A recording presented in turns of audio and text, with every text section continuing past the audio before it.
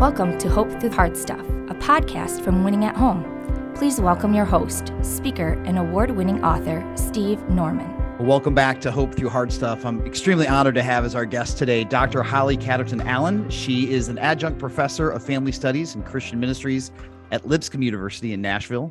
Her areas of interest are children's spirituality and intergenerational issues, and she leads two national ecumenical conferences. The first is Intergenerate and the Children's Spirituality Summit. She's also the editor of Nurturing Children's Spirituality and the co-author of Intergenerational Christian Formation. And the book that came to my attention within the last month is called Forming Resilient Children, The Role of Spiritual Formation for Healthy Development. And as somebody who has been fascinated by spiritual formation, been a spiritual formation director in my past, and somebody who's the parent of 4 children, this book was incredibly meaningful. Dr. Allen, thank you so much for writing it, and thank you for joining us today. It is wonderful to be here with you. Thank you for inviting me.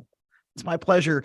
Dr. Allen, talk about what are some of the factors that make kids resilient? What are the elements that actually contribute towards children who are able to bounce back from trauma or crises in some of the ways that you identify in your work?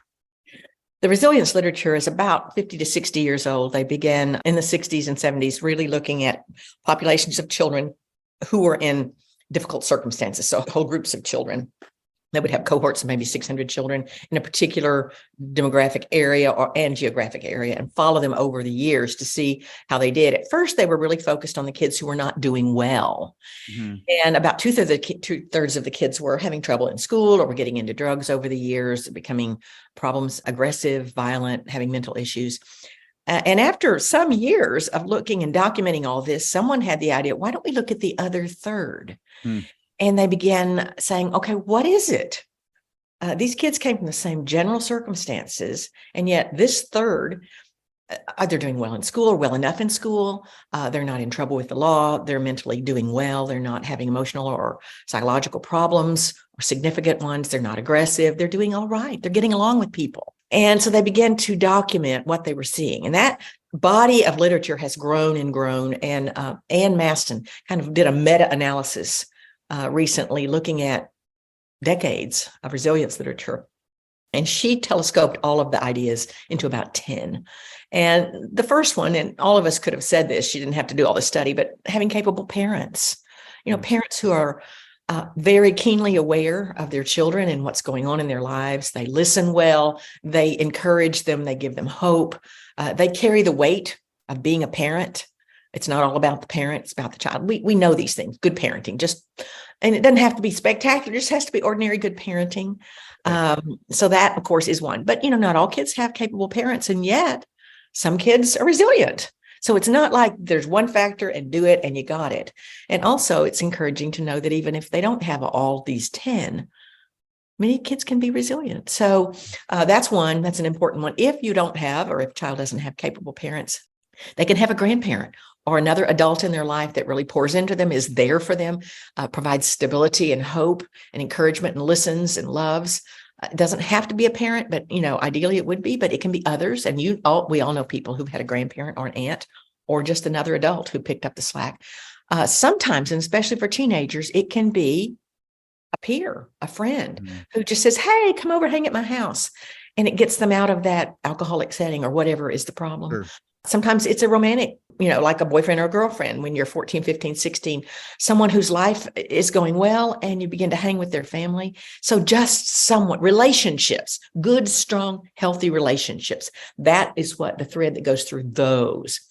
There are 4 or 5 others, then I'll get to the spirituality one. Do you want me to cover those other 3 or 4? Whatever works best for you. Okay. There are some personal qualities they begin to see in some of these populations of children, kids that manage to get through. And sometimes, we look at those and we say, there's nothing we can do about that. But some kids just were born advocating for themselves. Other kids just say, whatever, okay. And other kids go, nope, that's not okay with me. So some children are just, they're self-advocates. Some are self-motivated. We worked with a little girl who was 11, whose mother was in prison. Her father had already passed away. We met her when she was 11. And first day, I said, what are you going to do when you grow up? She says, I'm going to go to Harvard and I'm going to be a lawyer. I mean, I didn't know there was a Harvard when I was 11, and I don't think I knew what a lawyer was. In her circumstances, that made more sense. But she had a goal. And she was aiming toward it. A lot of kids at 11 are like, I just want to play baseball. Right. They're not thinking further into the future. Some kids are good problem solvers. They come into the world saying, there's a problem. How can I fix it? Others come into the world going, oh, there's a problem. I don't know what to do. That helps in the resilience world. If you look at a problem and say, how can I fix it? Now, as parents or as counselors, we're saying, yeah, but what if they're not problem solvers? What if they're not self-advocates? What can we do? Most children, most all of us, if we don't have a particular quality, we can be encouraged even so. So children aren't just born a problem solver or not. They can learn. We can say, what are some options here? So we can help children become more self-motivated, more of a problem solver through some of the ways that we work with them. But still, there are those qualities that seem to help some kids. The other thing I would say, if you don't have capable parents or someone in your life, sometimes your school can make the difference. And I know children for whom a teacher or just having a fabulous coach or after-school program found them a safe place to belong. And having a good, safe place to belong can be what a kid hangs on to until they get to a place where they can make their life their own. Communities, if life falls down in your house, or if your house is blown away by a tornado, if there's a good community to come around and say, your school's still here, your church is still here, your bank is still here, your grocery store is here, we can help you. But you think of things like Katrina and the earthquake in Haiti, where it wasn't just your house, your entire neighborhood, your world, your parents' world, everyone around you was in trauma. That's a lot harder to be resilient in that setting where no one can come around you. So if you have a strong community and something hard happens in your particular life, having a strong community can help. And that brings us then, of course, to the last one. Anne Maston, looking at all the literature, it wasn't always called spirituality. It was sometimes called children who have hope, children who have a belief that life has meaning. Those kinds of things can make a big difference. Children who believe in a transcendent other, or they would say God. Some who are, it's sometimes called religiosity. Sometimes it's called spirituality. It's sometimes called just kids who have hope, kids who believe that life has meaning. She put those together in a group, and I put a larger umbrella over it, called it spirituality. That was a refrain that ran through the literature. I was thrilled to see it because, and those who've worked in psychology and in counseling, it has not been a world that has promoted spirituality as one of the ways we can help people. In fact, often, at least in the past, religiosity has been a source of the problem. Right. And to see that the literature pretty much all along has made a space for that. Kids who say, well, I pray every day. That's one thing. Or if their dad's in prison, they go, well, I pray for him. I hope he'll get out. That's a piece of their resilience. Those kids who say, God listens to me. He listens to me every day. That makes a difference. So I'm glad to know that the psychological literature is now supporting it. We've known it all along, but it's been shut down and shut out for many decades. But since about early 2000s, that has opened up again. So that's really what my book is about. It's saying children who lean in to the relationships around them, which I believe is also a spiritual quality, and lean into a God who knows them, cares about them, and loves them. These are the most powerful. This is resilience armor. I'm committed to promoting that, especially among parents, but also among counselors who have felt a little bit like they're not supposed to go there. Some have been trained in places who say, you do not go there, because everybody's not religious. Everybody doesn't believe in God. But now we're training our counselors that if that is something that your counselee believes, then to lean into it is a good thing. To share that, to say, tell me more, and to allow for that. So that's a good thing. That's where this book parks, on that connection. And I would say it parks there partly because almost all of those other factors are relational as well. And we know that spirituality is relational. That's very clear in Scripture. So that's why they're connected. All of it's interconnected. And I love that you say that, Dr. Allen, because I initially, if you were to ask me point blank, well, what does children's spirituality look like? And I would say, well, that goes to how kids think about God and relate to God. But you have a more fully orbed, like a more multi-dimensional approach. Talk about how your view of children's spirituality is more than just how a child relates to how they think about God or the Trinity are technically spiritual things. Christians, at least among those whom I've known most of my life, have thought of, if they thought of spirituality, it was kind of a not very common word most of my life, but they thought of it as a child's perhaps a relationship with God. The particular group I'm from would not have even phrased it that way. They would have said it would be their belief about God, what they believe about God. And I would call that their faith, what you believe about God. And I think spirituality is more about that relationship. And the first thing I really should say is that I believe all children everywhere are born as spiritual beings because we're born as physical beings, emotional beings, psychological beings, all the other kinds of ways you can be a person, a human being, and we are spiritual beings. That is what separates us from the animals, that God has breathed the breath of life into us and made us spiritual beings. Now, we might not, if you're born somewhere in Mongolia, you might not know about Yahweh. All civilizations have had some understanding of a transcendent other, but it is Yahweh God, I believe, who is seeking all children, calling them into relationship with him. So from the very beginning, early on, before children can speak, they're seeking relationship with God, but he has made them that way, and he's seeking relationship with them. They are, by the way, and since you have your own children, you know from the moment they're born, they are seeking relationship with other people. We know from the eye studies that tiny babies will look at faces longer than they look at anything else. They are seeking faces. And in fact, I remember noticing when I was nursing a fairly newborn that he would look in my eyes. And I thought, how does he know that my eyes are where I am? You'd think he'd look at my mouth because that was the one that was talking and it was moving. Right. So God has made us that way. Just seeking relationship. So the other part of it is, I looked at all the definitions that I could find on children's spirituality, some that included a Christian form of it, some that were just a transcendent other. Almost all of them say it is something about a child's relationship with the self, with others, with a transcendent other or God, and some add the world.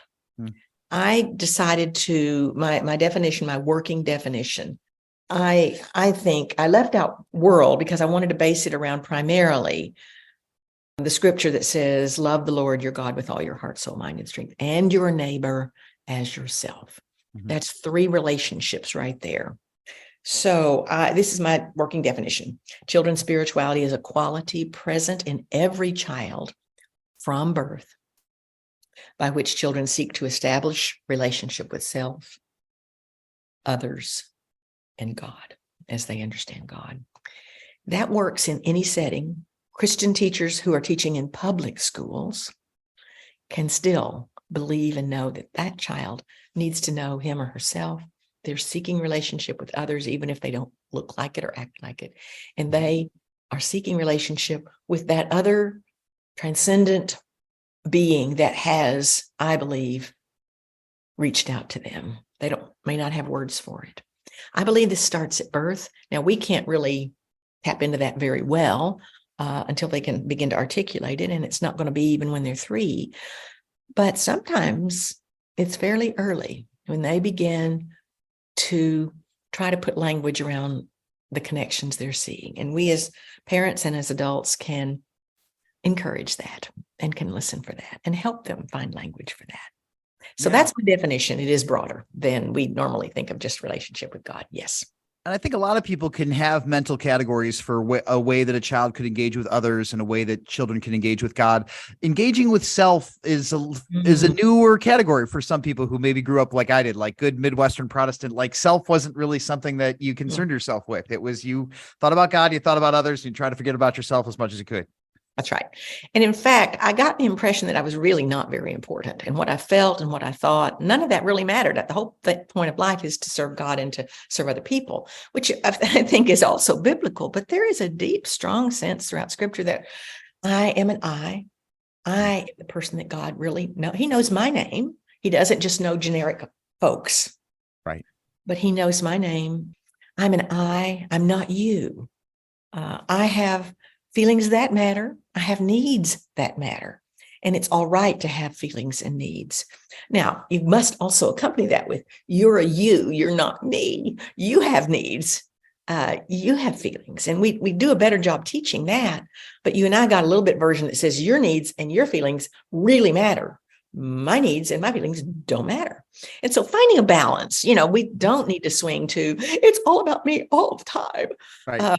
Yeah. And I've seen the pendulum go that way a little bit. So I'm not Sure. trying to get there, but a good balanced understanding that God is seeking relationship with me and with you, because we're both valuable, and that he wants to draw us together and he's drawing us to him. But that we need to know ourselves in relationship to God. So that's a huge piece for me because of my gap as well. We've swung back a little bit, but finding that balance is important. You do a great job about talking about intergenerational faith development, especially the role that grandparents can play. And every once in a while, I'll run into grandparents who either maybe feel like they missed it in being fully dialed into their own children's spiritual formation, or they're just nervous about the way that the world is trending, and maybe their children didn't pick a church that they feel confident about, or they don't have a super strong children's ministry, or they started going to church online during COVID and now they don't go to church online at all. And what do you say to grandparents who find themselves kind of bordering on this sense of like panic that they have to fish their grandchildren out of a spiritual abyss and make them well? What do you say to people who are well-intentioned but feel pretty scared? Yeah, a lot of grandparents right now are feeling disconnected. Our tendency is like, we have to tell them everything they need to know. And that probably will backfire. But what grandparents have that nobody else has with their grandchildren, they have a connection from birth. They have just showered their grandchildren with love and care, and probably a little spoiling, which is perfectly fine for grandparents, I have discovered. You don't want to overdo it, but yeah, a little bit of that. So their grandkids just love them. They just like, yeah, their grandma. So you can ease your conversation into things. And this is what I ask my grandchildren. I've been asking them that for years. How are you doing in your spirit? Not once. My oldest, by the way, is 21, my oldest grandchild. My youngest is 4, and I have 5 of them, and they're just spread out across there. Not one has ever said to me, what do you mean? They always answer from the time they're 4 on. It's like, I don't know, it was a kind of a hard week, or I don't know, I'm kind of mad at my mama, or they'll say, I got to read my book all week. They respond out of wherever they are. And I assume that's a spiritual answer, right? Because it has to do with either how they're feeling about themselves or others. And it tends toward God if other questions arise. Mm-hmm. Things like, I don't know, where did you see God today? And at first they don't know how to answer that until I start saying things like, well, there was this cool wind that came along and it was kind of swirling around and it pulled up all these leaves and they were going around in a circle and it was just amazing. It was like a little mini tornado. It was really fun. And then they get the idea, oh, I can see God like that. Yeah. But then I responded in other ways too. Well, I couldn't get the copier to work at school and I was really frustrated and I needed something copied. And you know what? The IT person just happened to walk by. It was so amazing. And so I can say things like that, and they begin to form a framework for what it might be for them to see God. And so now when I ask them, oh, where'd you see God today? They answer all over the map, but it's not an uneasy question. Right. What grandparents are hoping for is for their children to know God. They assume if they can have some language to know God, that God and that child will get together and they'll say, where do I go from here? Yeah. And eventually kids can say, I want to go back to church, Mom. Right. You need to be doing that. But the grandparents probably don't need to be saying that. Right. They probably need to be nurturing that child self, child others, child God relationship. And it can be done in ways that most people my age didn't grow up doing, didn't have parents to do, didn't have grandparents to do, but with them. So we don't know how to do it. And one of the main messages in my book is it is really common language. Read a book to your grandchild, which you're going to do anyway. And somewhere in that book say, who are you in this story?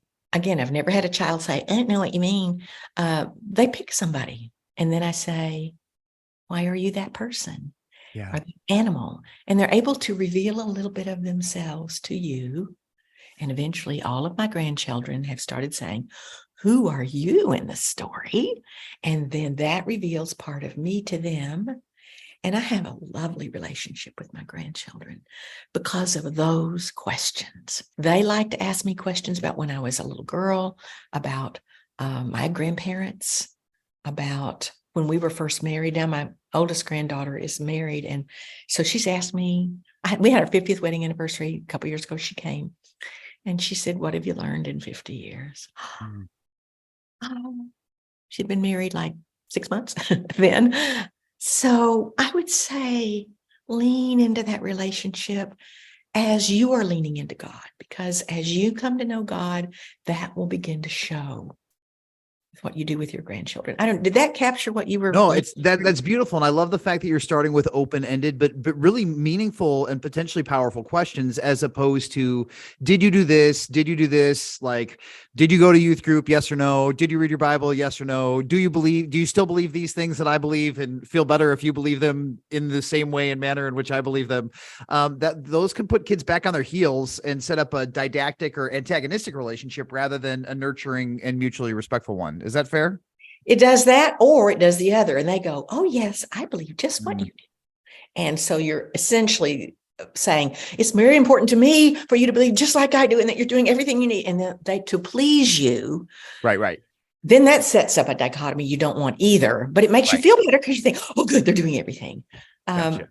But what's way more important, and you do know this deep in your heart, is, are they coming to know God? Yeah. And how can I nurture that? Because as they come to know God, God himself will draw them. He will draw them. You're trying to keep that little door open in a sweet and relational way.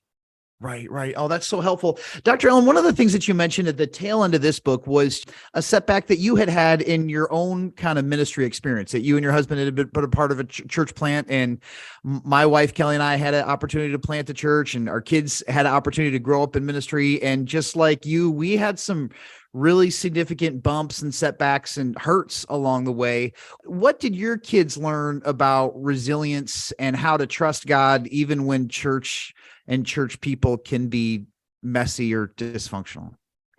It was very hard for them. They were 11, 13, and 19. Okay. The 19-year-old was able to process it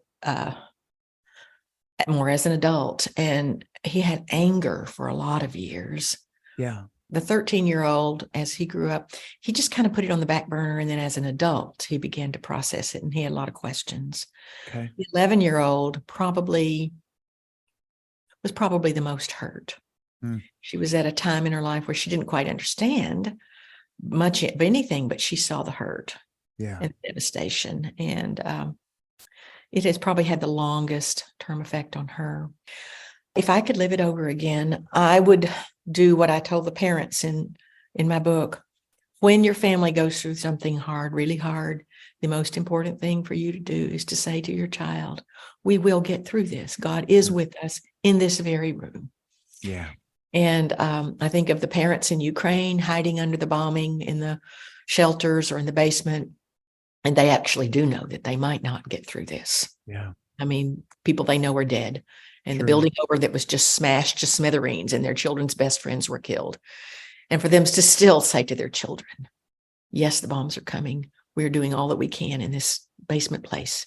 Jesus is right here with us." Yeah. And I was able to do that in smaller kinds of situations.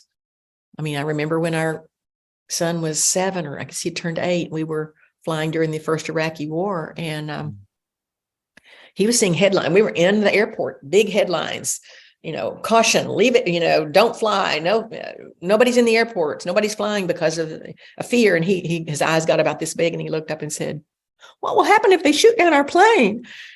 And I assured him it's very unlikely. We were in the United Kingdom at the time, but I mean, the United Kingdom was involved in that. Sure. And I said, "It's unlikely." He said, "But what if they do?" And I said, "Well, we will all be ushered into the presence of God together."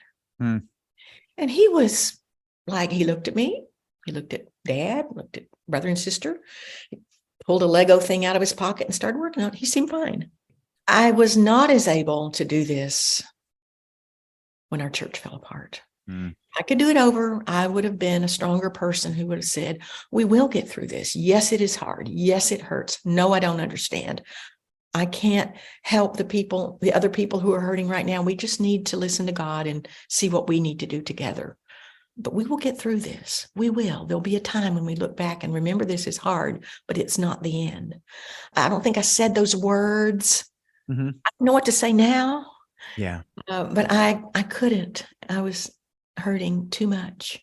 Yeah. And I think my daughter especially needed me to be able to look at her straight in the eyes and say, we are going to be all right. God is yet present. He will carry us through even this. And I guess I couldn't say it because I'm not sure I believed it. Yeah. So I'm sorry to say that, but it is a really important thing to tell parents now, even if you don't feel it. Yeah. Your children need you to say, God is here. He will be with us in all of this. Yeah. And what's it been like decades later for your kids? How have they found their way forward, having experienced a church kind of small T trauma or big T trauma for that matter? It was big T trauma for all of us and for most people in church. As someone said so kindly, that's the worst train wreck of a church wreck I've ever seen. And I thought, I could have lived the rest of my life without hearing that. Sad, but true. Yeah, not comforting. Not comforting. I thought, well, it felt that way to me too, but I was hoping someone had a different perspective. Right. Our oldest two are very involved in their churches. They both carry scars. I would say that the oldest has probably, it's given him wisdom. The first church they were part of for several years, he called and he explained some things that were happening. I said, oh, yeah. And he said, I think I recognize some of the same kinds of things that I did in that earlier church. And, it's just not feeling safe. And I said, you probably are. If you think you smelled something you smelled before, smells remain. And they left that church. And later, not 6 months later, that church just exploded and imploded. And so he has a wisdom about him. Sure. I would say it's not innate. It was an experience that gave him something that we didn't have. We didn't see some of the things he saw.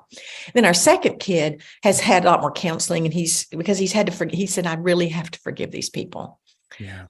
And our oldest son was angry, but I think he forgave. The middle one has had some forgiveness issues, and he's had to work through those, which is legitimate. Sure. And as adults, we've said, have you gone to counseling? Yeah. And we've encouraged that. We've tried not to be their primary counselor. Sure. They have asked questions like, what was this about? Why did that person do that? And of course, some of the things we don't know. Mm-hmm. Our daughter was the most wounded. Yeah. And she was wounded as a child. And those childhood wounds, I think, remain with you longer. Yeah. She's not asked as many questions. She's not gotten counseling for that. Yep. I think she just carries it. And we hope one day she'll be able to enter that room again and revisit and be able to be healed. Yeah. We cannot make that happen. And that grieves me, but she is God's child, and he knows her as much as I do. So. Yeah. No, that's so good to hear you say that. That gives us hope. I don't want to get into all the gory details of our journey, but it's good to hear people who are, a decade or two in front of us and be able to say, okay, it's disorienting, it's hurtful, it's traumatic. It does not have to be life defining. It's an event that can shape you, but it doesn't have to anchor you in the past. And that's a word that I will receive today as you speak it. Well said. I appreciate that. I think our daughter was as hurt by how hurt we were as anything else. Right. And so that is one thing that parents can say, yes, we're hurt, but we trust God to carry us forward. It will not define us. Yeah.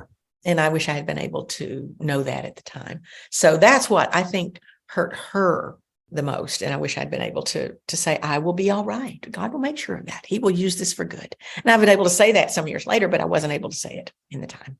It's hard because I don't know what your experience was like, but when I was growing up as a kid, like church environments were relatively stable. Like, there was one Baptist church in town, or there was one Pentecostal church in town. And if that was your family's heritage, you were there. And if it got wonky, well, you figured it out because that's what you did.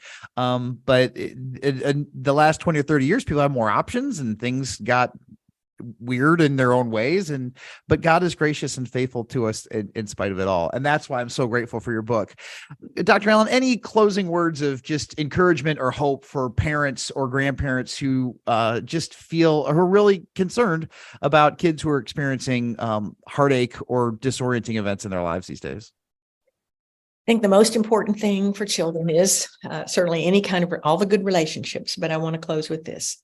Children who know a God who is present, who understands the enormity of what they've experienced, who offers them unconditional love, who is at work bringing about justice, who is orchestrating healing and restoration, possess the most powerful resilience armor possible. Knowing that I am a child of God can sustain a child in the most difficult of circumstances. And that is the God we are introducing to our children, and the God we believe in, the God that they will see in us as we, parents and grandparents and adults, lean into hard things in our lives. We want them to see that God upholding and sustaining us. Well, thank you for lifting up that God for the people who take your courses, the people who read your books, people who attend your conferences, and people like me. This has been a really encouraging and helpfully framing conversation. So thanks for the amazing work that you do. And thanks for joining us today. Thank you for having me. It's my pleasure. God bless. Thanks for listening to Hope Through the Hard Stuff. If you liked what you heard, please remember to subscribe to it, rate and review it, and then share it with others. Winning at Home offers hope through counseling and coaching, motivational speaking, community events, and other media resources. If you believe in what we do and want to support us in our mission, consider making a donation at winningathome.com.